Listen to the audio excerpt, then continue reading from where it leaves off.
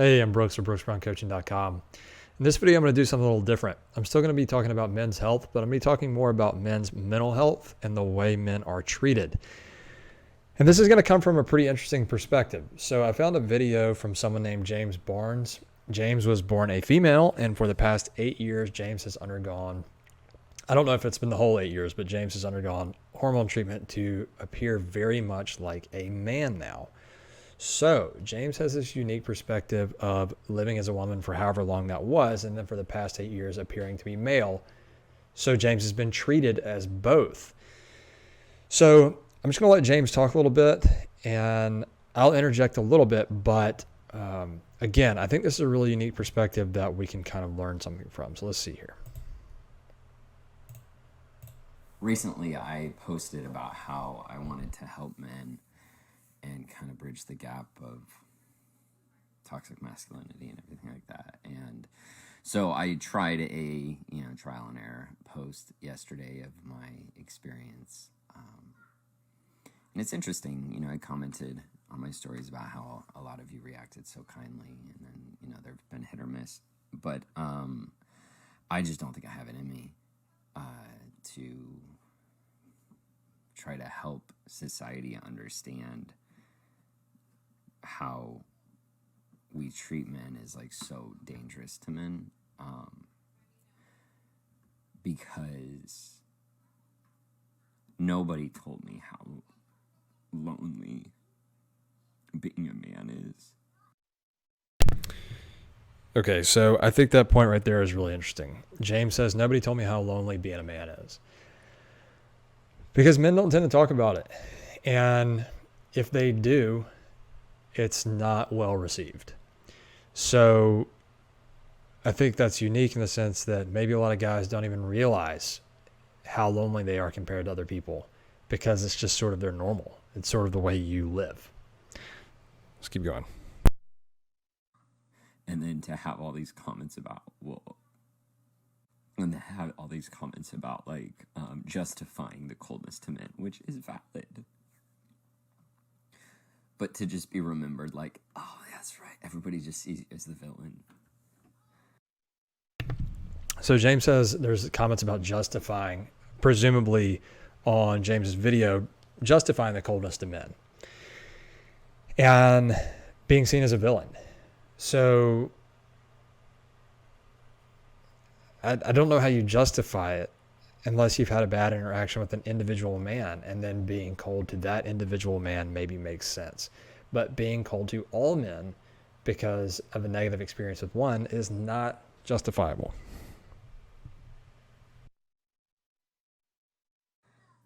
But to have known, and I think a lot of trans men feel this, is we knew what depth felt like before we transitioned. We knew what it felt like to have people want to hug us. And to have people want to talk to us. And to have a community. And then you transition and you're just a guy walking down the street that people cross the street so that they're not near you. And friendships are so much harder to build.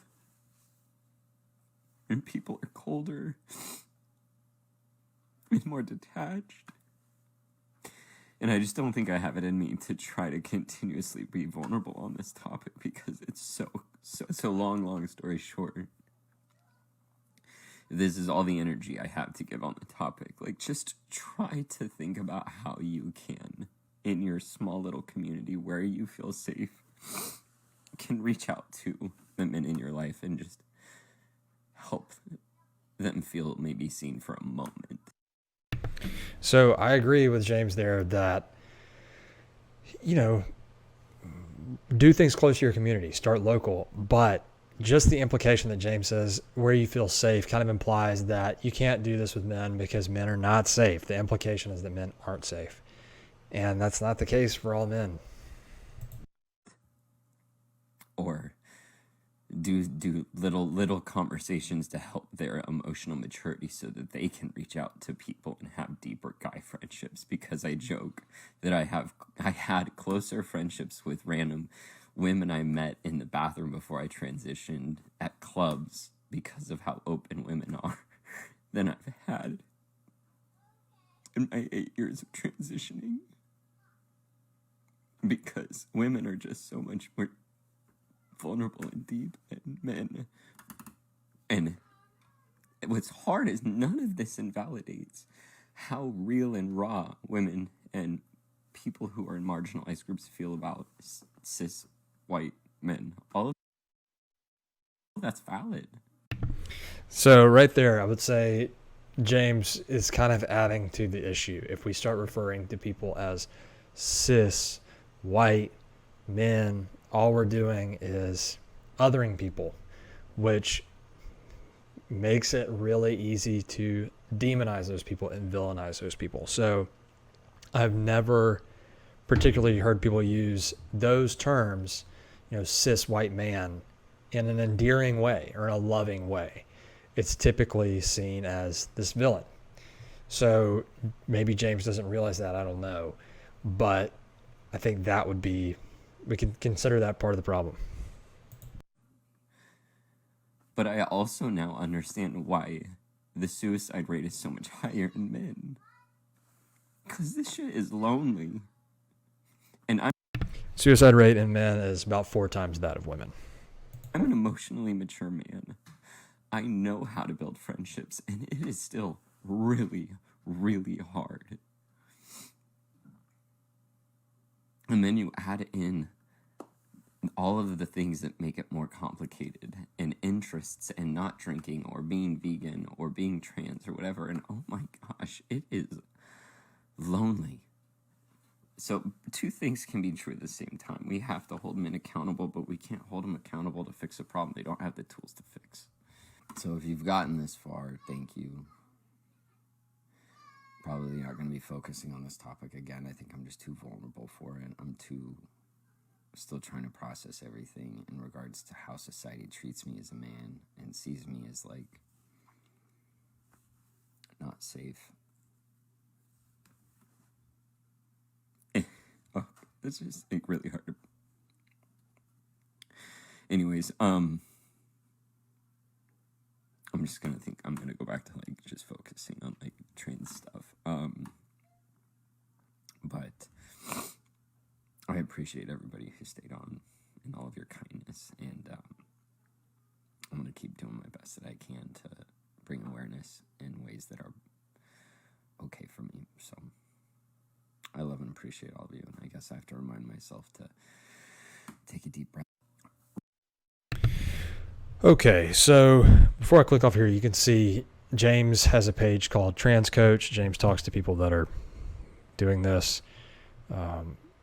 So that's James's experience with it.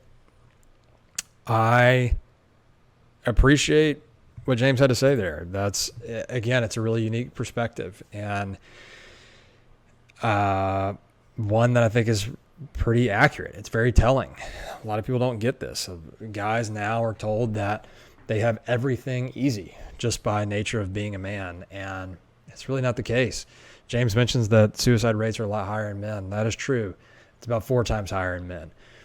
However, men report lower levels of depression. So, you could say, is that right there a sign of the nature of the fact that men typically don't speak up when there is a problem until it is too late, and are not. James mentions that women are more vulnerable and deep. I think women are definitely more vulnerable, but I don't think women are more deep. And not saying that men are more deep than women. I'm just saying men have that depth as well, but it's not as often easily accepted when it's shared. And guys a lot of times have a tougher time doing that. And there's a reason for that.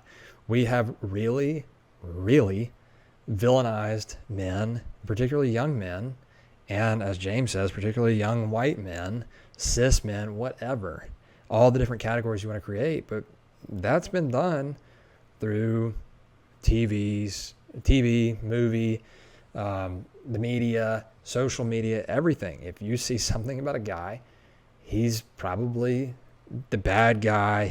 If it's in a TV show, he's stupid, he's ignorant, whatever.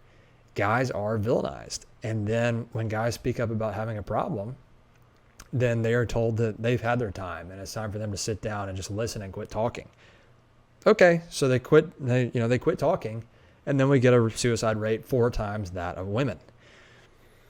And then people don't understand this idea that being a man can be extremely lonely because a lot of people are not willing to open up. James talks about people crossing the road to get away from. It's crazy. That's an experience you have as a man, and it's tough. So I appreciate James talking about that. And, James is listed as a trans coach on there for helping people that are transitioning, but I'm actually a transition coach as well in a very different sense. I work with high school students getting ready to go to college and into the work world, and I help them create a plan and put some skills together for them to be successful in that endeavor, which means that I see hundreds or thousands of high school age students every year and talk to them. And I'll tell you, the boys are struggling. They are really struggling. And that's not to say that there aren't young girls that are struggling too, but the guys particularly are having a hard time. I meet a lot of guys that are extremely isolated and are not allowed to speak up. And those are the guys, when people talk about toxic masculinity, James mentions it in this video, the guys that are really feeling alone and really insecure, that's when we start seeing that toxic masculinity, those traits of more aggression and lashing out. I don't think that's masculine at all. I think that's toxic insecurity. And so this idea that being male is dangerous is silly. That's not the case. It's this insecurity that is bred by this isolation and being told all the time, you're the bad guy for nature of being a guy. So we really got to think about that as a society. What are we doing to these young guys? I mean, the numbers will show you what's happening eventually. That, there's crazy high suicide rates, high rates of depression. Guys are struggling.